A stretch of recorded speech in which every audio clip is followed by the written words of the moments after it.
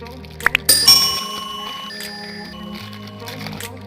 grew up in a place where they told you what to chase, told you how to run the race.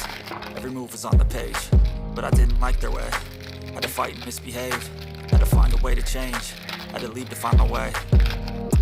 Caught up in a daydream, I beat my mind up there almost daily. It's how I pass time, no opinions safely. It's how I understand what I want in this place, see. Cause everybody wanna tell you bad things, what could go wrong, what fame brings, but success is a finicky thing, and if you ain't sure, no, it'll never be.